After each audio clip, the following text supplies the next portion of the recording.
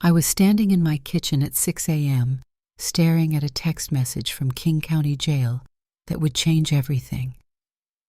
Mom, they arrested me and Derek. I need $15,000 for bail right now. This was the same daughter who had screamed at me just 48 hours earlier that she was done with my controlling behavior and didn't need me in her life anymore. As I looked at her mugshot attached to the message, I realized my biggest mistake wasn't saying no to helping her. It was waiting so long to say it. My name is Alinda Manley, and I'm 58 years old. I've spent the last 23 years building one of Seattle's most successful family law practices, specializing in high-conflict divorces and custody battles. My office overlooks Elliott Bay from the 32nd floor of a downtown high-rise, and I've earned a reputation for being tough, strategic, and uncompromising when it comes to protecting my clients' interests. I thought those same skills would make me a good mother. I was wrong. My beautiful home in Bellevue sits on 2 acres of perfectly landscaped property, complete with a swimming pool, guest house, and 3-car garage. It's the kind of house I dreamed of when I was a struggling single mother, putting myself through law school while working nights as a legal secretary. Every room represents years of 16-hour days, weekend depositions, and court battles that lasted months. But as I stood in that kitchen at dawn, holding my phone with shaking hands, none of my professional success mattered. Because the daughter I'd worked so hard to provide for had just been arrested on felony drug charges, and her first instinct wasn't to reflect on her choices. It was to demand that I fix everything for her, just like I always had. Natasha is my only child, born when I was 34, and foolishly believed that her father would be part of our lives forever. Instead, he disappeared when she was 3 years old, leaving me to raise her alone while building my career from scratch. I told myself that being a single mother would make me stronger, more independent, more capable of giving Natasha everything she needed. What I actually became was a mother who confused providing for my daughter with protecting her from consequences. The text messages that woke me that Tuesday morning weren't just a request for bail money. They were the culmination of 24 years of enabling behavior that had taught my daughter she could make any choice, no matter how destructive, and I would always be there to clean up the mess. Mom, please answer your phone, the first message read, time-stamped at 5:47 a.m. This is serious. I need you to call Benjamin Torres right now, came the second one, referring to my law partner who handled criminal cases. Mom, where are you? They're saying I might not get bail if I can't pay by noon today. And finally, the message that made my blood run cold. I know we had a fight, but you're the only person who can help me. Derek says his family won't help because they don't want to get involved. Please don't let me stay in jail. I'm scared. Derek. Even facing criminal charges, even sitting in a jail cell, Natasha was still more concerned about what her loser boyfriend thought than about the path that had led her there. Derek Martinez had entered our lives 8 months earlier, like a virus that slowly infected everything healthy in our family.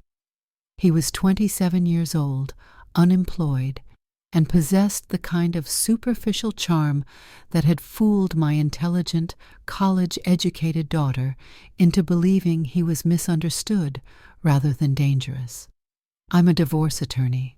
I've seen every type of manipulative personality disorder, every form of emotional abuse, every red flag that indicates someone is using charm to mask malicious intent. When Derek started showing up at my house with expensive gifts he couldn't afford, when he began isolating Natasha from her longtime friends, when he moved into my guest room without permission and started treating my home like his personal headquarters, I recognized exactly what was happening. But Natasha was 24 years old, legally an adult, and convinced that my concerns about Derek came from jealousy rather than experience. You just can't stand that someone loves me more than work, she'd screamed during one of our fights about Derek's behavior. You're threatened because Derek makes me happy in ways your money never could. The irony was devastating. I'd worked so hard to give Natasha financial security that she'd grown up believing money was something that simply appeared when needed, rather than something that had to be earned through sacrifice and discipline. She had no idea what it had cost me, emotionally, physically, professionally, to build the life that allowed her to graduate from college debt-free, to live in a beautiful home, to have every opportunity I'd never had. All she knew was that when she wanted something, it appeared. When she made mistakes, I fixed them. When she faced consequences, I removed them. I'd created a 24-year-old who had never learned the connection between choices and outcomes, between actions and responsibility. And Derek had recognized that immediately. The fight that led to Natasha moving out had started over something that should have been simple: house rules. I'd told Derek he couldn't smoke in my home, couldn't bring strangers over at all hours, and couldn't use my address for his mail and packages, basic boundaries that any reasonable person would respect. Derek's response was to convince Natasha that my rules were actually attempts to control their relationship, that my concerns about his behavior were rooted in prejudice against him, and that my refusal to treat him like family was evidence that I didn't really love her. "You're trying to sabotage my happiness because you can't stand that I found someone who puts me first," Natasha had said, her voice cold and distant in a way that broke my heart. "Derek says you've been manipulating me my whole life, making me dependent on you so I'd never leave." The accusation was so backwards it took my breath away. I'd spent Natasha's entire life trying to make her independent, paying for education and experiences that would prepare her to stand on her own. But Derek had twisted my generosity into evidence of manipulation, my love into proof of selfishness. "Natasha, Derek is using you," I tried to explain. "He's isolated you from your friends, he's living off your trust fund, and he's bringing dangerous people to my house. I love you too much to watch him destroy your life." "You don't love me," she'd shot back, and those words hit like a physical blow. "You love controlling me. You love being the person I have to come to for everything. Well, guess what? Derek and I are building our own life together, and we don't need your money or your approval or your protection." That's when she delivered the line that haunted me for the next 48 hours. "We don't need you here anymore, Mom. We can handle our own lives without your interference." She'd packed her bags that night, taking not just her clothes but jewelry, electronics, and other valuables I'd given her over the years. Derek had loaded everything into his beat-up Toyota, smirking at me like he'd won some kind of victory. "Don't worry, Mrs. Manley," he'd said with fake politeness. "I'll take good care of your daughter. She won't need to depend on you anymore." As I watched them drive away, I'd felt like I was losing my child to a predator, but I didn't know how to fight an enemy who'd convinced my daughter that I was the real threat to her happiness. For 2 days I heard nothing. No calls, no texts, no responses to my messages asking if she was safe. I told myself this was what I'd wanted: for Natasha to experience independence, to learn what life was like without the safety net I'd always provided. But I also spent those 2 days researching Derek Martinez, using the investigative resources available to me as an attorney to learn more about the man who'd taken my daughter away. What I found terrified me. Derek had a criminal history I'd only suspected: drug possession, assault charges that had been plea bargained down, restraining orders from 2 previous girlfriends who'd accused him of domestic violence. He was part of a network that distributed methamphetamines and fentanyl throughout King County, using young women like Natasha to provide cover for his operations. My daughter hadn't just moved in with a bad boyfriend. She'd moved in with a criminal who was using her as a shield for his drug-dealing business.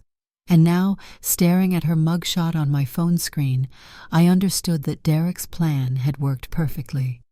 Natasha was facing the same charges he was, which meant she was no longer just his girlfriend.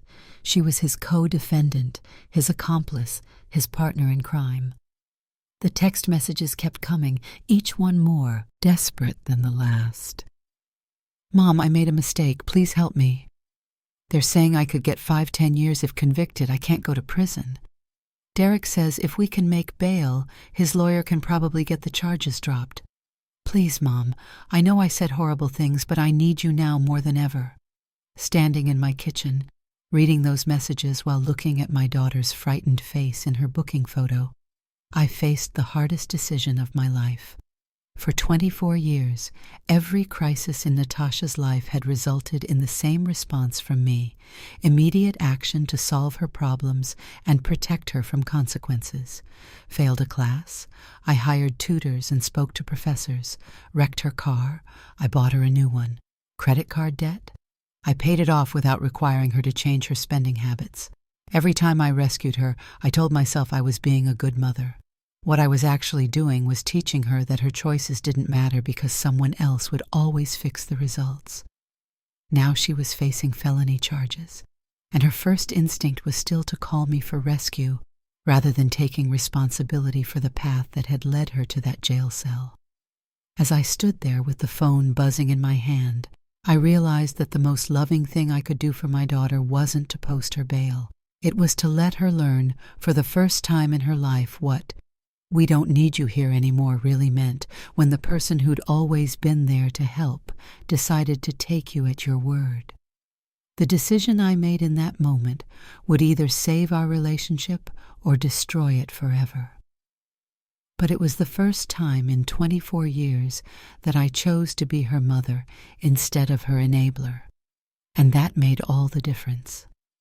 Let me take you back to the beginning to show you how I accidentally created the entitled young woman who would eventually look me in the eye and tell me she didn't need me anymore. Because understanding how Natasha became someone willing to choose a drug dealer over her own mother requires understanding how I failed her long before Derek Martinez ever entered our lives. Seattle in the late 1990s was a city where anything seemed possible if you were willing to work hard enough for it. I was 34 years old, a newly single mother with a 3-year-old daughter, and a determination to build a life that would give us both everything we'd been denied. Natasha's father had walked away without a backwards glance, leaving behind only a note saying he wasn't ready for the responsibility of family and a pile of debt I didn't know existed. I'd been working as a legal secretary at a mid-sized family law firm, making barely enough to cover rent on our tiny Capitol Hill apartment. But watching the attorneys I worked for, seeing how they commanded respect, solved problems, and earned the kind of money that could provide real security, I decided that becoming a lawyer was my path to ensuring Natasha would never experience the financial uncertainty I'd grown up with. Night law school while working full-time and raising a toddler was the hardest thing I'd ever attempted. I'd drop Natasha off at daycare at 7 a.m., work a full day at the law firm, pick her up at 6 p.m., feed her dinner and put her to bed, then drive to Seattle University for classes that ran until 10 p.m. Homework happened after midnight, when Natasha was asleep, and I could spread my books across our tiny kitchen table. Those years were a blur of exhaustion, stress, and constant worry about money. But every time I looked at Natasha, playing with toys I'd bought at garage sales, wearing clothes from consignment shops, sleeping in a bedroom that doubled as my study, I promised myself that she would never have to struggle the way I was struggling. That promise, made with love and determination, became the foundation of every mistake I would make as her mother for the next 20 years. I graduated from law school when Natasha was 7, passed the bar exam on my first try, and was hired by Morrison & Associates, a prestigious family law firm in downtown Seattle. My starting salary was more money than I'd ever imagined earning, and my first impulse was to shower Natasha with everything she'd been denied during my years as a struggling student. The new apartment in Bellevue, with Natasha's own bedroom and a yard where she could play. The clothes from Nordstrom instead of thrift stores. The piano lessons, dance classes, and summer camps that would give her experiences I'd never had. The private school tuition, that would ensure she received the best education money could buy. I told myself I was giving Natasha opportunities, not spoiling her. I believed that providing her with material security would translate into emotional security, that never saying we can't afford it would give her the confidence to reach for any goal she set. What I was actually doing was teaching her that money was something that appeared when needed, rather than something earned through effort and sacrifice. The warning signs started early, but I either missed them or explained them away as normal childhood behavior. When Natasha was 8, she threw a tantrum in a toy store because I wouldn't buy her a $200 dollhouse. Instead of using the moment to teach her about budgeting and priorities, I bought the dollhouse because I didn't want her to feel deprived the way I had as a child. When she was 12, she lost her brand new iPhone within 2 weeks of getting it. Rather than making her work to replace it or wait until the next upgrade cycle, I immediately bought her a new one because I couldn't bear the thought of her being disconnected from her friends. At 15, she wrecked her first car, a Honda Civic I'd bought for her 16th birthday 6 months early, by driving recklessly with friends. Instead of making her take the bus and save money for a replacement, I upgraded her to a newer, safer BMW because I was terrified something might happen to her in a less reliable vehicle. Each time I rescued her from consequences, I told myself I was being a good mother. I was providing. I was protecting. I was ensuring that she never felt the fear and uncertainty that had defined my own childhood. What I was actually doing was teaching her that her choices didn't matter because someone else would always fix the results. My career flourished during Natasha's teenage years. I made partner at Morrison & Associates when she was 14, started my own practice when she was 18, and built a client base that included some of Seattle's wealthiest families going through complex divorces. The money I earned allowed me to buy our beautiful Bellevue home, complete with a swimming pool and guest house that Natasha used for parties with her private school friends. I was proud of what I'd accomplished, proud that I could give Natasha everything I'd never had. When she brought friends home and they marveled at our house, our cars, our lifestyle, I felt like I'd succeeded in my fundamental goal as a mother, ensuring my daughter never wanted for anything. But success in providing financially had come at the cost of providing emotionally. I worked long hours, traveled frequently for cases, and was often too exhausted when I came home to do more than ask about homework and write checks for whatever activities or purchases Natasha requested. I told myself that quality time mattered more than quantity, that the opportunities I was earning for her were more valuable than my constant presence. But the truth was, I'd become so focused on being a provider that I'd forgotten how to be a parent. Natasha's entitlement grew more pronounced as she got older, but I rationalized her behavior as confidence rather than recognizing it as a lack of character development. When she demanded designer clothes for high school, I bought them because I wanted her to fit in with her wealthy classmates. When she insisted on expensive vacations with friends, I paid for them because I thought travel was educational. When she racked up credit card debt in college, I cleared it because I didn't want financial stress to interfere with her studies. Every rescue operation reinforced the same message. Natasha could make any choice, no matter how irresponsible, and I would handle the consequences. Her college years at the University of Washington should have been an opportunity for her to develop independence, but instead, they became 4 years of expensive lessons in how to manipulate me for financial support. She changed majors 3 times, extended her graduation timeline by a year, and somehow managed to spend more money as a student than most families earn in a year. When professors complained about her attendance, I hired tutors. When she failed classes, I paid for expensive summer makeup courses. When she got into academic probation, I donated money to the university and had meetings with administrators to discuss support strategies for my daughter. I thought I was advocating for her. What I was actually doing was teaching her that rules and standards were negotiable if you had enough money and influence. Natasha graduated with a degree in communications and absolutely no idea what she wanted to do with her life. Instead of encouraging her to find work and develop independence, I invited her to move back home while she figured things out. I told myself this was temporary support that would help her transition into adulthood. That was 3 years ago. 3 years of Natasha living in my guest house, using my credit cards, driving cars I paid for, and treating my home like a hotel where all services were included, but no responsibilities were required. When I suggested she might want to find a job, she told me she was exploring her options and didn't want to commit to anything that wasn't aligned with her life goals.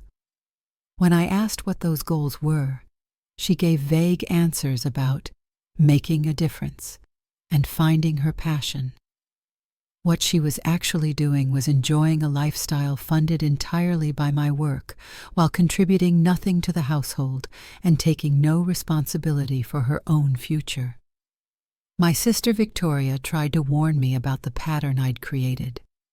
Victoria is a pediatric nurse who raised her son Aaron with clear expectations, consistent boundaries, and natural consequences for poor choices. Aaron put himself through college with scholarships and part-time work, graduated with a useful degree in engineering, and was working for Microsoft by age 22. "Alinda, you're not helping Natasha by removing every obstacle from her path," Victoria told me during one of our regular coffee meetings. "Aaron learned responsibility because he had to face consequences. Natasha hasn't learned anything except how to manipulate you for money." "That's not fair," I'd protested. "I'm giving her opportunities. I'm making sure she has choices." "You're giving her the illusion of choices," Victoria replied gently. "But she knows that whatever she chooses, you'll fix any problems that result. That's not freedom. That's enabling." I dismissed Victoria's concerns because I thought she was jealous of the opportunities I could provide for Natasha that she couldn't afford for Aaron. I thought her criticism came from resentment rather than experience. I was wrong about that, just like I was wrong about almost everything related to raising my daughter. The most devastating part of looking back now is recognizing how many times Natasha showed me exactly who she was becoming, and how consistently I chose to make excuses rather than addressing her behavior. When she lied to me about how she was spending money, I told myself she was just trying to avoid disappointing me. When she showed no gratitude for the opportunities I provided, I convinced myself that gratitude would come with maturity. When she treated service workers rudely, demonstrated no empathy for people less fortunate, and displayed an attitude of superiority toward anyone who couldn't afford her lifestyle, I told myself these were temporary phases that she'd outgrow. I was so invested in the narrative that I was a good mother because I could provide everything my daughter wanted that I refused to see I was raising someone who believed she deserved everything without earning anything. That's the young woman Derek Martinez met 8 months ago, a 24-year-old who'd never faced real consequences, never learned the value of money, never developed the character strength that comes from overcoming challenges independently. Derek recognized immediately that Natasha was the perfect target for his manipulation. She was accustomed to having someone else handle her problems, desperate for validation that she was special and deserving, and completely unprepared to recognize the difference between love and exploitation. All the financial security I'd worked so hard to provide, all the opportunities I'd sacrificed to give her, all the protection I'd offered from life's difficulties, none of it had prepared her to recognize a predator when he showed up offering easy answers and false promises. Standing in my kitchen that morning, staring at her mugshot, I finally understood that my greatest failure as a mother hadn't been working too much or providing too little. It had been loving her so much that I'd forgotten to teach her how to love herself enough to make good choices. The slow poisoning of our relationship began the first night Derek Martinez stayed over for dinner. I should have recognized the warning signs immediately. The way he studied my house like he was cataloging valuable items, the way he asked pointed questions about my work and finances, the way he positioned himself as Natasha's protector against my allegedly unreasonable expectations. But I was so desperate for my daughter to be happy that I mistook manipulation for charm and predatory behavior for romantic devotion. Derek had met Natasha at a coffee shop in Bellevue, where she spent most of her days networking and exploring creative opportunities, which translated to drinking expensive lattes on my credit card while scrolling through social media. He'd approached her with a story about being an entrepreneur working on a revolutionary app that would disrupt the traditional employment model. When Natasha brought him home for the first time, I tried to give him the benefit of the doubt. He was handsome in a calculated way, with the kind of practiced smile that I'd learned to recognize in my divorce practice as a red flag for narcissistic personality disorder. But Natasha was glowing with excitement about this man who'd convinced her she was special, intelligent, and destined for greatness. Derek thinks I have incredible potential in digital marketing, she told me excitedly as I prepared dinner for the three of us. He says most people can't see my creative vision, but he recognizes that I'm not meant for ordinary jobs. I bit my tongue instead of pointing out that she'd never actually applied for any jobs, ordinary or otherwise. Instead, I smiled and asked Derek about his background, his family, his education, his work experience. His answers were vague and constantly shifting. He'd grown up all over because his family moved frequently for his father's business ventures. He'd attended several universities, but never mentioned graduating from any of them. His current project involved connecting talented individuals with investment opportunities, but he couldn't explain exactly what that meant or who was funding it. Every response raised more questions while providing fewer actual facts. As a divorce attorney, I'd learned to spot evasive witnesses and deceptive testimony. Derek's entire presentation screamed dishonesty. But when I tried to express gentle concerns to Natasha later that evening, she immediately became defensive. "You don't understand him," she said, her voice taking on the stubborn tone I remembered from her teenage years. "Derek has had a hard life. His family doesn't support his dreams the way you've always supported mine. He needs someone who believes in him." "Natasha, I'm not questioning his dreams," I said carefully. "I'm questioning his honesty. Some of his stories don't add up." "You're being paranoid because you're a divorce lawyer," she shot back. "You think everyone is lying because you deal with lying husbands and wives all day. Derek isn't like your clients. He's genuine." That conversation set the pattern for every discussion we'd have about Derek over the next 8 months. Any concern I raised was dismissed as professional cynicism. Any question about his background was treated as an attack on their relationship. Any suggestion that she take things slowly was interpreted as jealousy or control. Derek moved into my guest house within 2 weeks of meeting Natasha, despite my clear statement that I wasn't comfortable with unmarried couples living together under my roof. But Natasha presented it as a temporary arrangement, just until Derek's lease expired and he found a new place.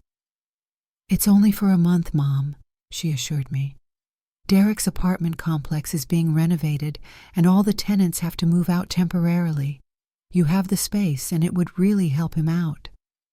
The story sounded suspicious, but I wanted to support Natasha's relationship even if I had doubts about the man she'd chosen.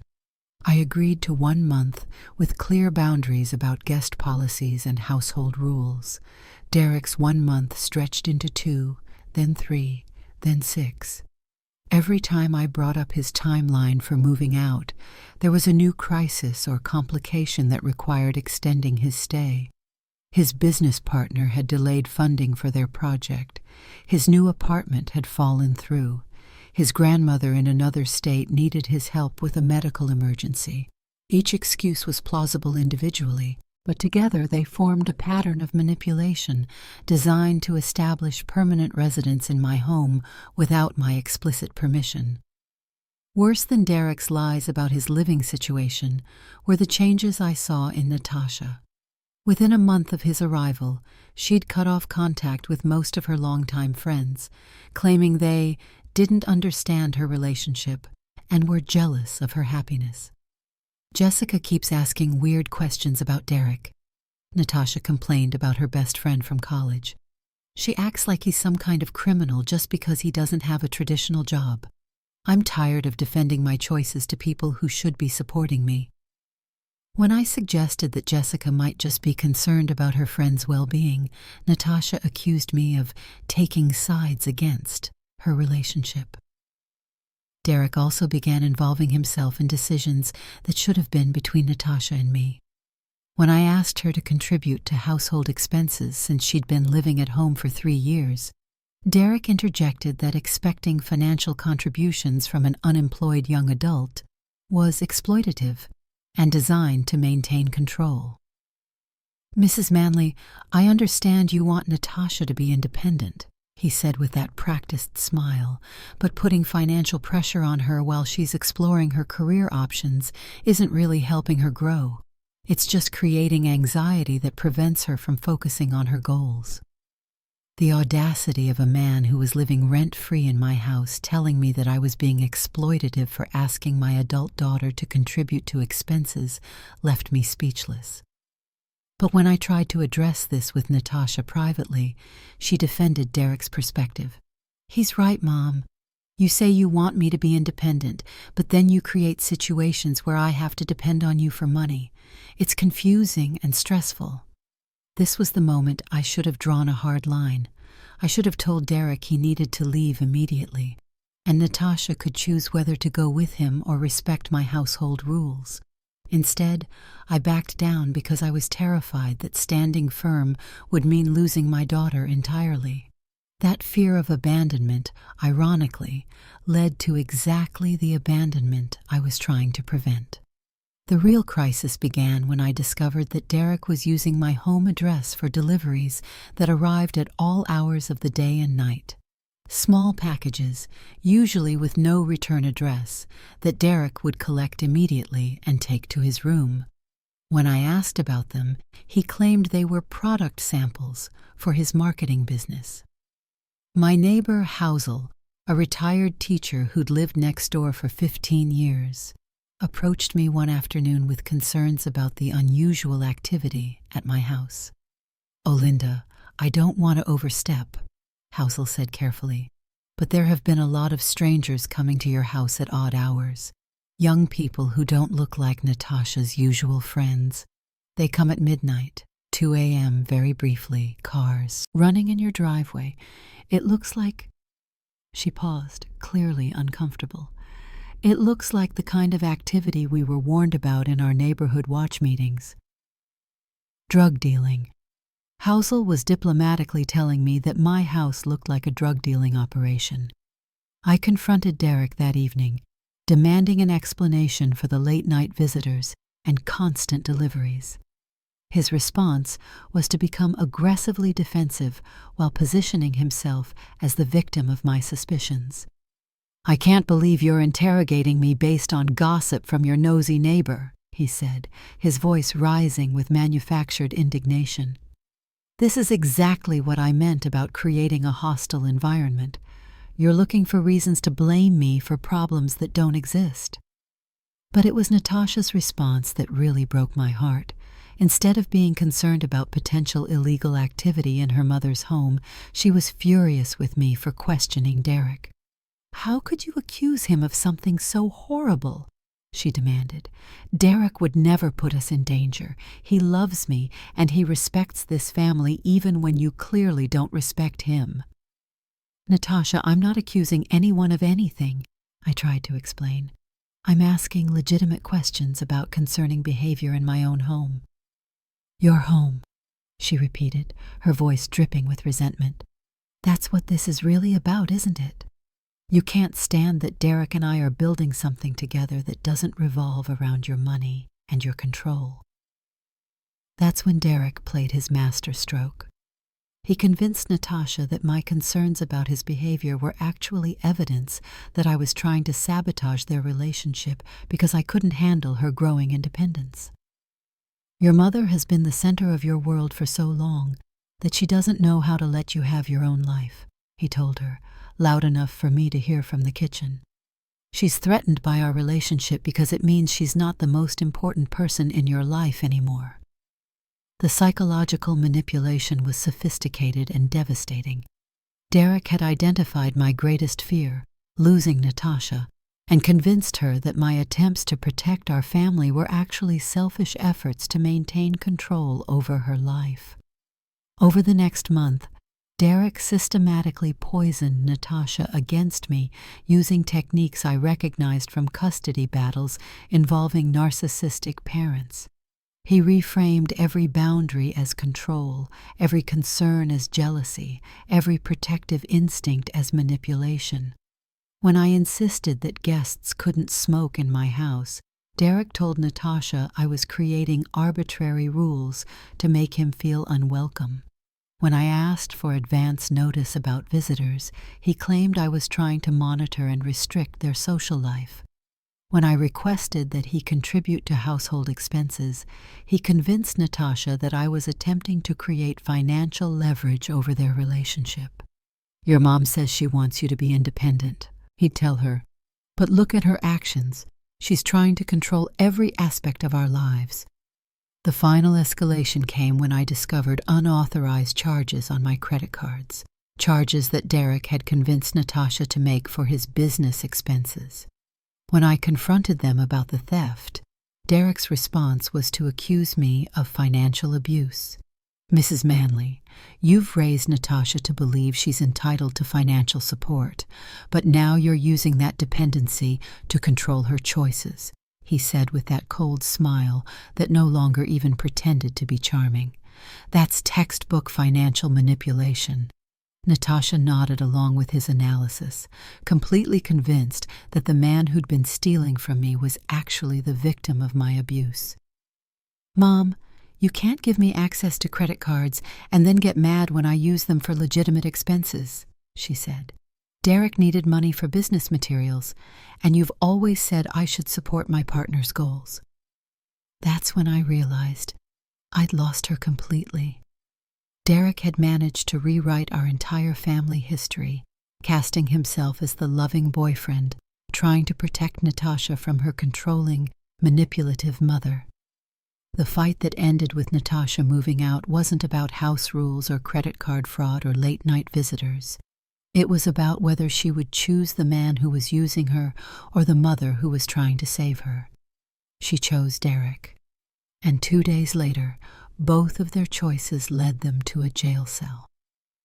The 48 hours between Natasha walking out of my house and her desperate phone call from King County Jail were the longest and most agonizing of my life. But they were also the most clarifying, because they forced me to confront the fundamental question I'd been avoiding for months.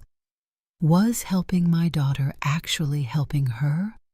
Or was I enabling her destruction? The morning after Natasha left, I woke up in a house that felt both empty and somehow lighter. No tension in the air, no walking on eggshells around Derek's moods, no constant worry about what crisis might emerge next. For the first time in 8 months, I could breathe freely in my own home. But the relief was quickly overshadowed by guilt and fear. Where was Natasha sleeping? Was she safe? Had I driven my only child away by being too rigid about boundaries? The doubt that had paralyzed me for months came flooding back with renewed intensity. I called my best friend Bonnie, who'd been watching our family drama unfold with increasing concern. Bonnie had raised 3 children as a single mother after her divorce, and she'd never been shy about sharing her opinions regarding my parenting approach. "Oh, Linda, you did the right thing," she said firmly when I called her in tears that first morning. That boy was turning your house into a drug operation, and Natasha was helping him do it. You had no choice but to draw the line somewhere. But what if something happens to her? I asked. What if Derek hurts her, or gets her involved in something dangerous, or what if you kept enabling both of them and something worse happened? Bonnie interrupted. What if they brought violence to your neighborhood? What if they got arrested while living in your house and you were charged as an accessory? What if Natasha never learned to take responsibility for her choices because you always protected her from consequences? Her questions forced me to think beyond my immediate fear for Natasha's safety and consider the long-term implications of my enabling behavior. Every time I'd rescued her from consequences, I'd taught her that her choices didn't matter. Every time I'd provided financial support without requiring accountability, I'd reinforced her belief that someone else would always solve her problems. Maybe the most loving thing I could do for my daughter was to let her experience what life looked like when she had to handle things herself. That afternoon, I made a decision that went against every protective instinct I had as a mother. I was going to investigate Derek Martinez and find out exactly what kind of danger I'd unwittingly welcomed into our lives.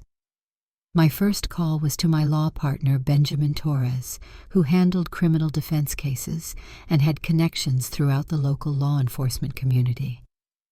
Ben, I need you to run a background check on someone, I said, and I need it to be thorough. Official or unofficial? He asked, understanding immediately that this was personal rather than professional. Both.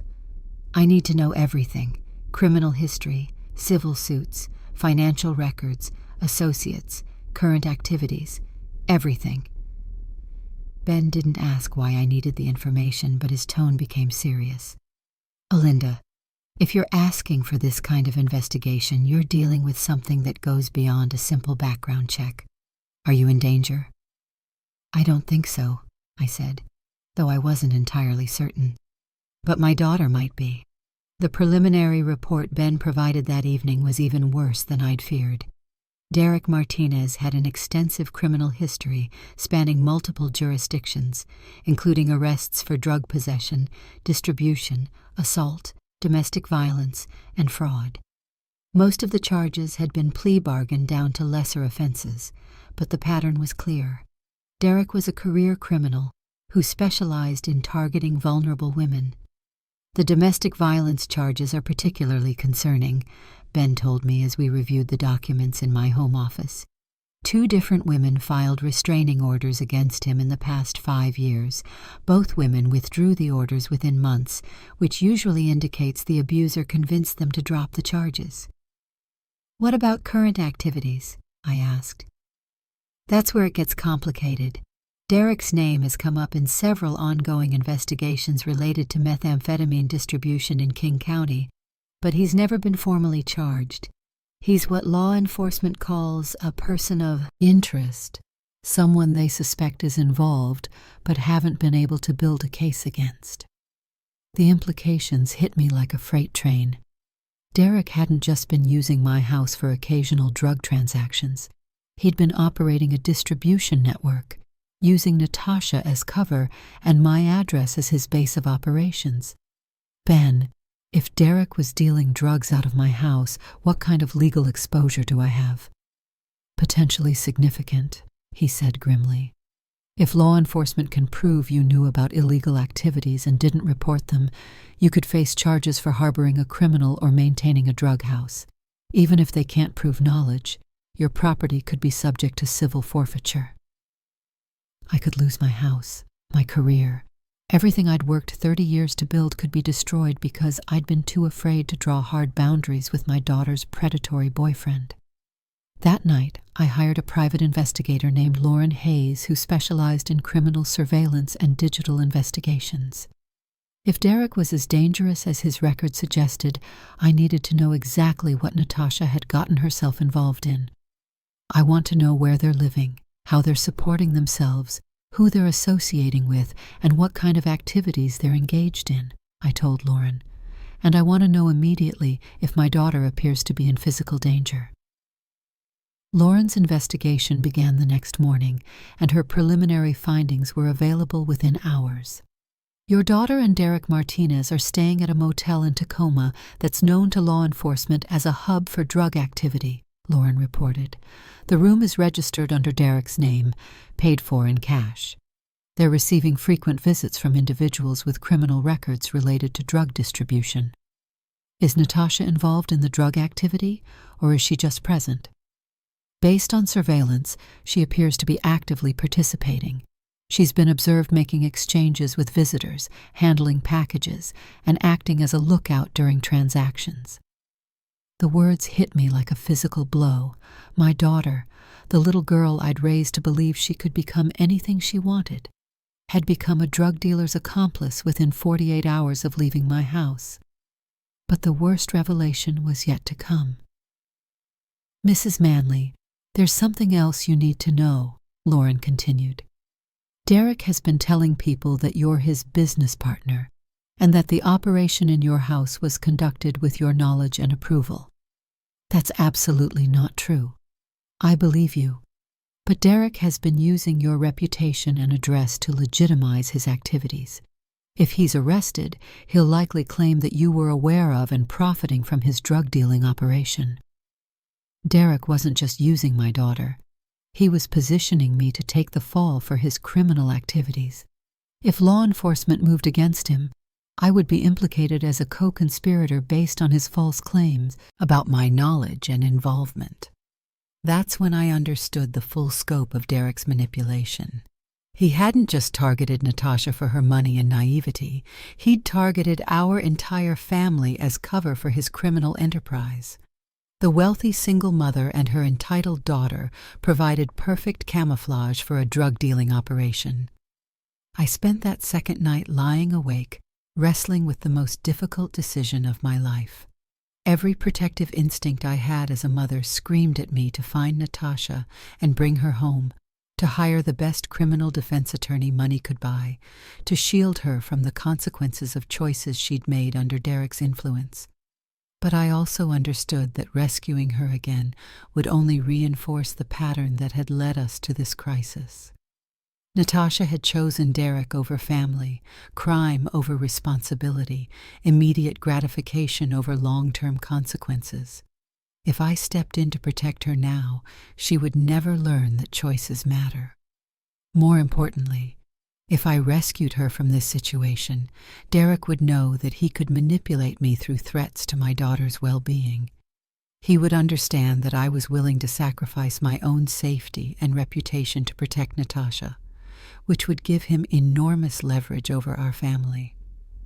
The phone call that woke me at 6 a.m. on the third morning made the decision for me. When I saw Natasha's name on my caller ID, my heart leaped with hope that she was calling to apologize, to come home, to ask for help getting away from Derek. Instead, I heard my daughter's voice, scared and desperate, asking not for forgiveness or reconciliation, but for money to solve the crisis that her choices had created. "Mom, they arrested me and Derek. I need $15,000 for bail right now." As I stared at her mugshot on my phone screen, I realized that this moment was my last chance to choose between being her mother and being her enabler. If I posted her bail, I would be teaching her that even criminal behavior could be fixed with money.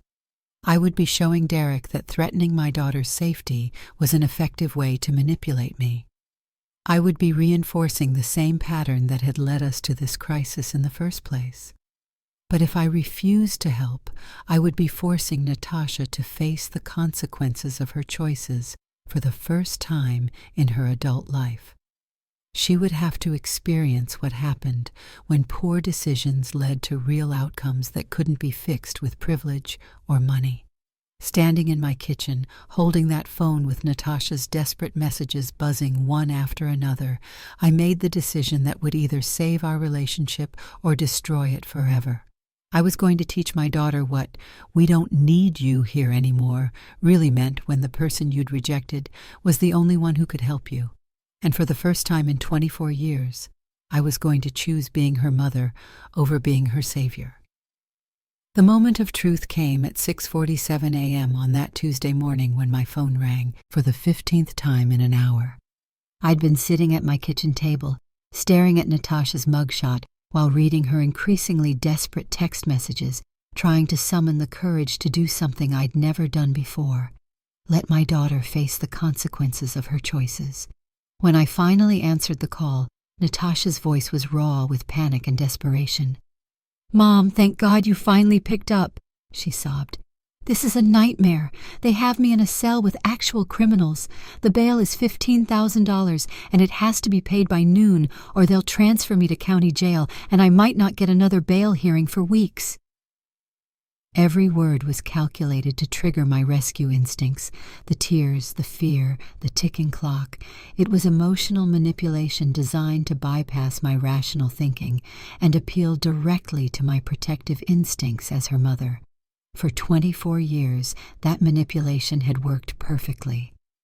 "Natasha, slow down," I said, my voice steadier than I felt. "Tell me exactly what happened." "It was all a mistake," she said quickly, and I could hear Derek coaching her in the background. "We were just visiting friends at this motel, and the police raided the wrong room. We got caught up in something that had nothing to do with us." The lie was so transparent it was almost insulting. But what broke my heart wasn't the dishonesty. It was the assumption that I would be stupid enough or desperate enough to believe it. "Natasha, what are the charges?" "Possession with intent to distribute," she whispered, and I heard her voice crack with the reality of what she was facing. "But Mom, it's not what it sounds like.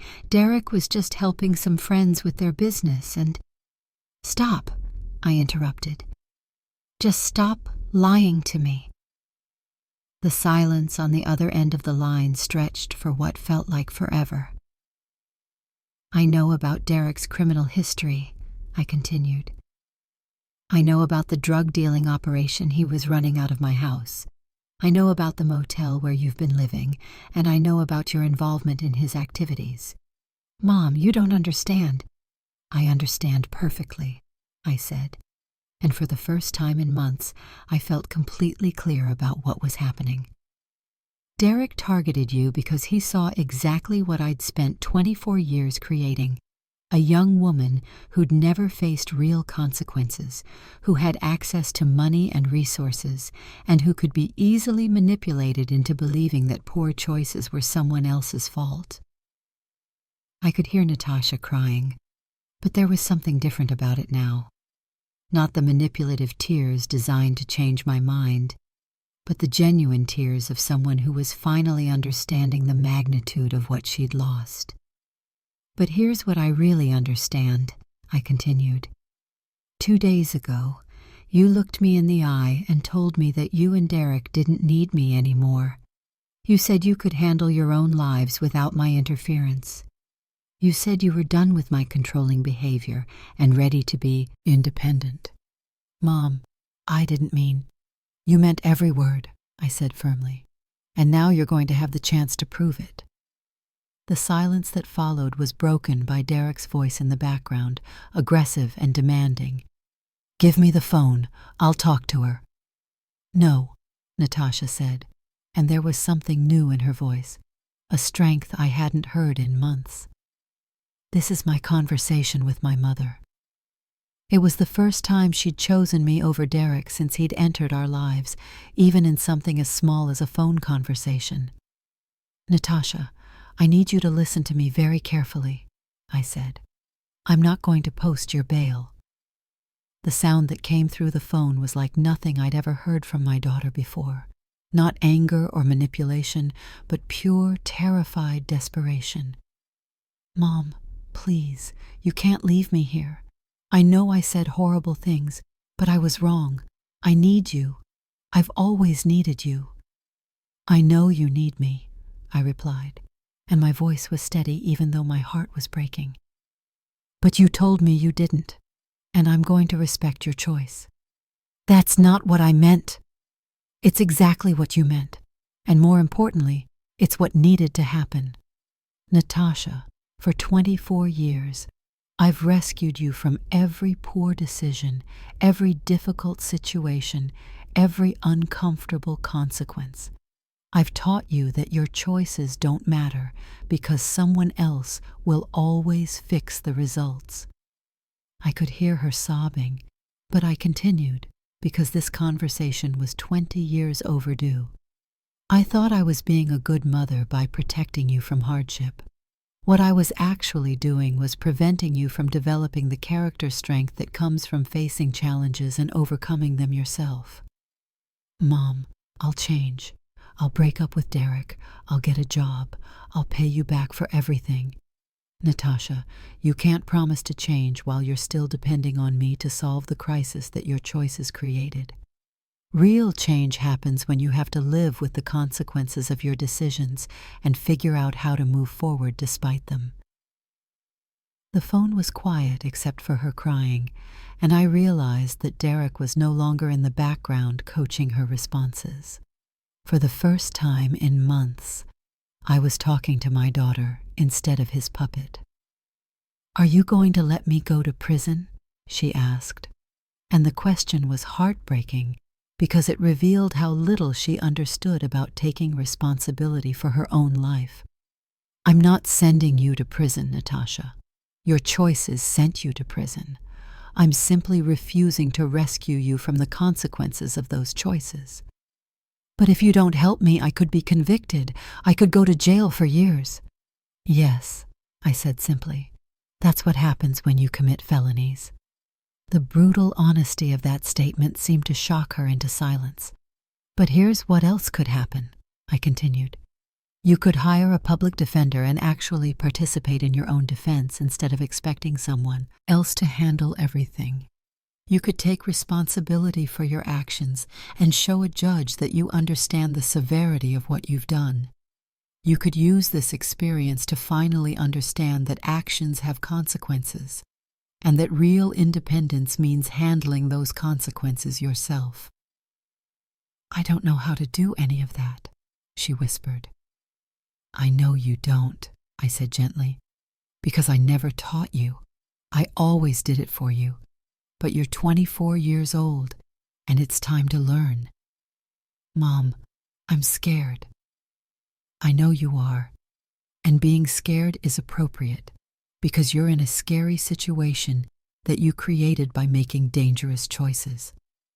The conversation was interrupted by an automated message indicating that our call time was almost over. "I have to go," Natasha said, panic creeping back into her voice. "Mom, please reconsider. Please don't abandon me." "I'm not abandoning you," I said. "I'm finally treating you like the adult you claimed you wanted to be. If you truly don't need me anymore, then prove it by handling this situation yourself." "What if I can't?" "Then you'll learn what you're actually capable of when you don't have someone else to fall back on." The call ended, and I sat in my kitchen in absolute silence, staring at my phone and trying to process what I'd just done. I'd refused to help my daughter when she needed me most. I'd chosen tough love over rescue. I'd decided that protecting her from consequences was less important than teaching her that consequences exist. Every maternal instinct I had was screaming at me to call Benjamin Torres, post the bail, hire the best criminal defense attorney money could buy, and protect my child from the legal system that could destroy her future. But I also understood, for the first time in 24 years, that protecting Natasha from consequences hadn't protected her at all. It had made her vulnerable to predators like Derek, who recognized her inability to function independently. It had prevented her from developing the judgment and character strength she needed to make good decisions. It had created a young woman who was incapable of recognizing danger because she'd never learned that poor choices led to serious outcomes. My phone buzzed with a text message from Derek's phone. Your daughter is going to prison because you're too selfish to help her. Hope your pride is worth destroying her life." I stared at that message and realized it perfectly encapsulated the manipulation that had controlled our family for 8 months. Derek was still trying to make me responsible for consequences that resulted from their choices. He was still positioning himself as Natasha's protector and me as the villain who was abandoning her. But I wasn't abandoning her. I was finally giving her the opportunity to discover who she really was when she couldn't depend on someone else to solve her problems. Over the next 3 weeks, I received occasional updates through the jail communication system. Natasha had been assigned a public defender who was working on a plea bargain. She was participating in jail educational programs and substance abuse counseling. Most importantly, she had refused Derek's attempts to communicate with her and had asked to be housed separately from him. The young woman who emerged from King County Jail 3 weeks later was not the same person who'd been arrested. She was thinner, more serious, and carried herself with a gravity that I'd never seen before. When she called asking if she could come home, her voice was different too. No manipulation, no entitlement, no assumption that I owed her anything. "Mom, I know I have no right to ask this, but could I come home? Not to move back in permanently, but just to talk. I have a lot of apologizing to do, and a lot of things to figure out." "Yes," I said, "you can come home." But the young woman who walked through my front door that evening understood something she'd never understood before.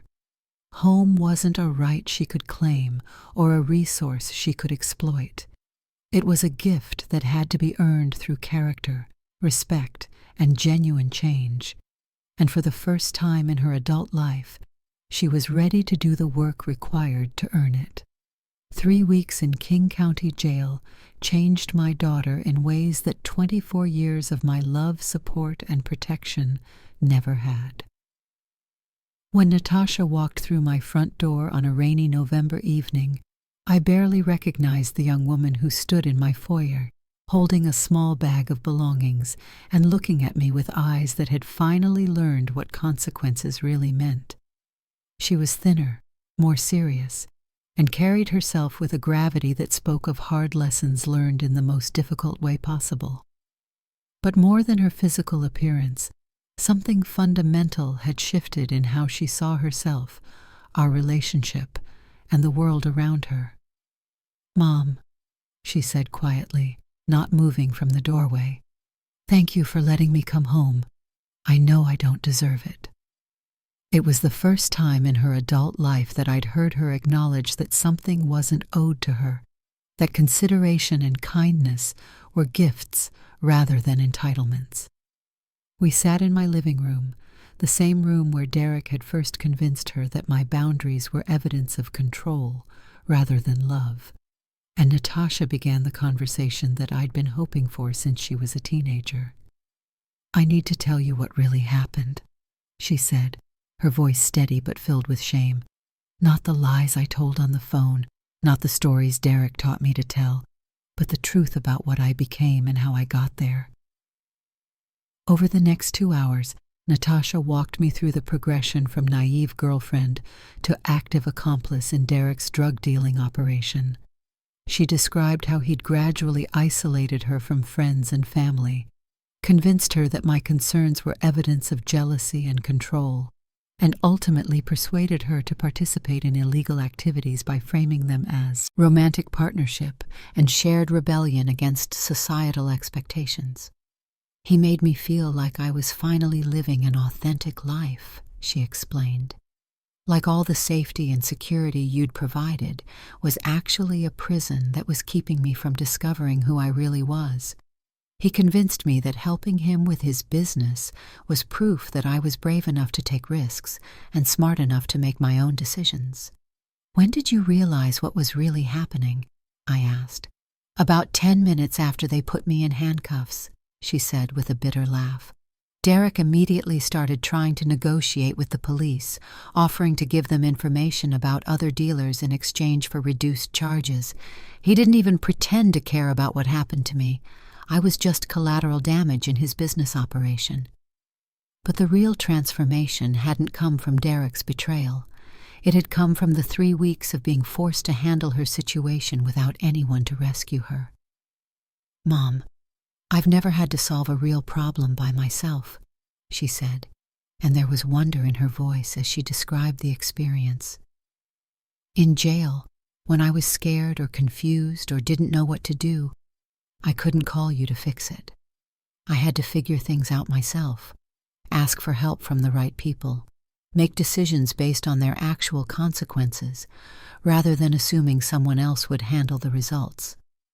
She told me about working with her public defender to understand the charges against her, about participating in educational programs that helped her recognize the manipulation tactics Derek had used, about forming relationships with other women who'd made similar mistakes and were working to rebuild their lives. There was this woman named Carmen who'd been in a similar situation with an abusive boyfriend who got her involved in drug dealing, Natasha said. She'd been clean for 2 years and was getting her GED while serving her sentence. She told me something that changed how I see everything. "What did she tell you?" "She said that the people who really love you will let you fall when you need to learn how to stand up. The people who don't really love you will catch you every time because it keeps you dependent on them." Those words hit me like a revelation. Carmen had articulated something I'd been struggling to understand for months: the difference between love that enables and love that empowers. I realized that Derek kept catching me from consequences because it made me dependent on him, Natasha continued. "And I realized that you kept catching me from consequences because you were afraid of losing me. But what we both discovered is that catching me all the time meant I never learned how to avoid falling in the first place." The legal aftermath of Natasha's arrest was serious, but manageable. Her public defender had negotiated a plea bargain that resulted in 18 months probation, community service, mandatory drug counseling, and restitution payments to the state. She would have a felony conviction on her record, but she wouldn't serve additional jail time if she complied with all the terms of her probation. More importantly, she'd completely severed contact with Derek, who was facing much more serious charges and had indeed tried to reduce his sentence by providing information about other people involved in the drug distribution network. "He actually tried to blame me for getting him arrested," Natasha told me with disgust. "He claimed that I'd pressured him into dealing drugs because I was accustomed to an expensive lifestyle and demanded that he provide for me financially. Even facing prison time, he was still trying to make his choices someone else's fault." The experience had taught Natasha to recognize manipulation tactics that she'd been blind to when she was the target. She could now see how Derek had used love bombing, isolation, gaslighting, and financial control to transform her from an independent person into someone who defended his behavior even when it put her in danger. But perhaps the most significant change was in how Natasha viewed our relationship and her own responsibility for the choices that had led to the crisis. "Mom, I owe you an apology that goes way beyond what happened with Derek," she said during one of our longer conversations. "I've been blaming you for enabling me while simultaneously demanding that you continue enabling me. I've been complaining about feeling controlled while refusing to take control of my own life. I've been criticizing your parenting while acting like a child who expected you to solve all my problems."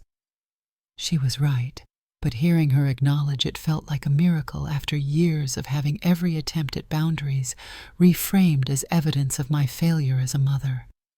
"I spent 3 weeks in jail thinking about all the times you tried to teach me responsibility, and I accused you of being mean or controlling," she continued. "All the times you suggested I get a job, and I said you didn't understand my creative process, All the times you asked me to contribute to household expenses, and I acted like you were trying to exploit me financially. Natasha, I made mistakes too, I said. I should have required accountability much earlier. I should have let you face consequences when the stakes were lower, rather than waiting until you were facing felony charges. Maybe, she agreed. But I also should have learned from the lessons you tried to teach me, instead of assuming that someone would always be there to fix my mistakes. The conversation led to a discussion about what our relationship would look like moving forward.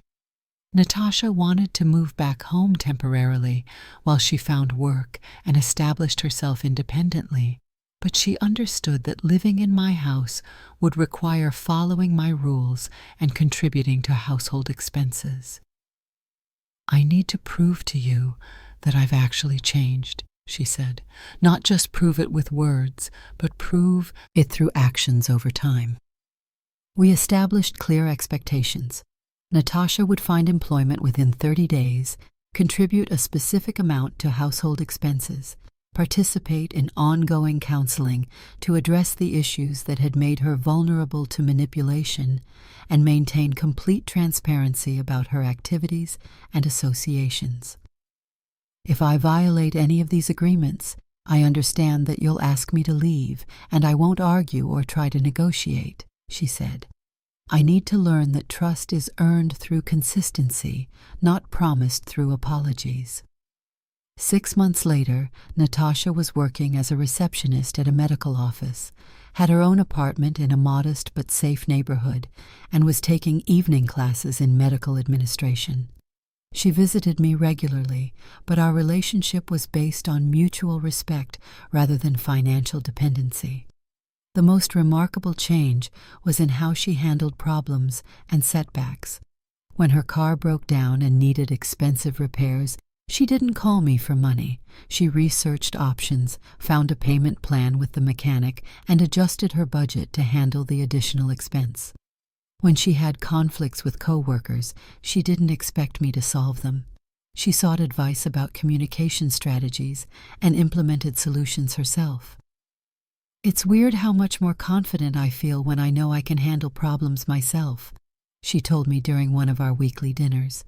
For years, I thought independence meant not having to follow rules or consider other people's feelings. But real independence means being able to take care of yourself and contribute to the people you care about. My best friend Bonnie, who'd watched our family drama unfold for years, offered perhaps the most insightful observation about the transformation. You didn't just save Natasha by refusing to post her bail, she told me. You saved your relationship with her. If you'd kept rescuing her, she would have kept resenting you for the control it gave you over her life. By letting her face consequences, you showed her that you trusted her to handle her own problems. The legal resolution of Derek's case provided a final lesson about the importance of choices and accountability. While Natasha had received probation and a chance to rebuild her life, Derek was sentenced to 4 years in state prison after attempting to blame his criminal activities on the pressure from various girlfriends, including Natasha. He's still telling people that none of this was really his fault, Natasha told me after attending one of his court hearings. Listening to him try to manipulate the judge the same way he manipulated me was like watching someone I used to be, someone who thought consequences were always someone else's responsibility. A year after Natasha's arrest, she applied to have her felony conviction reduced to a misdemeanor based on her successful completion of probation requirements and her demonstrated rehabilitation. Her probation officer wrote a letter of support noting her consistent employment, community service contributions, and participation in counseling programs. I never thought I'd be grateful for being arrested, Natasha said as we prepared for her court hearing. But going through that experience taught me things about myself and about life that I never would have learned if you'd kept protecting me from consequences. The judge granted her petition, reducing the felony to a misdemeanor and allowing her to pursue her goal of working in healthcare without the barrier of a felony conviction. "You know what's funny?" Natasha said as we left the courthouse that day. "Derek used to tell me that you were holding me back from my potential. But it turned out that he was the one holding me back. And the only way I could discover my actual potential was by learning to handle my own problems." That evening, as we celebrated with dinner at the restaurant where we'd had her college graduation party, I reflected on the hardest lesson I'd learned as a mother. Sometimes the most loving thing you can do for someone is to let them experience the full weight of their choices. I'd spent 24 years trying to protect Natasha from discomfort, failure, and consequences, believing that removing obstacles from her path would help her succeed. What I'd actually done was prevent her from developing the strength, judgment, and resilience she needed to navigate life independently. The night she told me, "We don't need you here anymore," she was trying to assert independence while still expecting dependence. The most loving response I could give was to take her at her word and show her what real independence actually looked like. Today, Natasha and I have the relationship I'd always hoped for, but never knew how to create. We're both independent people who choose to be in each other's lives, who support each other through challenges without removing the responsibility for solving problems, who love each other enough to tell the truth, even when it's difficult to hear. And when she faces setbacks or difficulties now, she doesn't call asking me to fix them. She calls to ask for advice, support, and encouragement as she figures out how to handle them herself. That's what real family loyalty looks like. Not rescuing each other from consequences, but being present while each person learns to be responsible for their own choices. It took nearly losing my daughter to learn that the best way to love her was to trust her enough to let her face the results of her own decisions. But learning that lesson saved us both.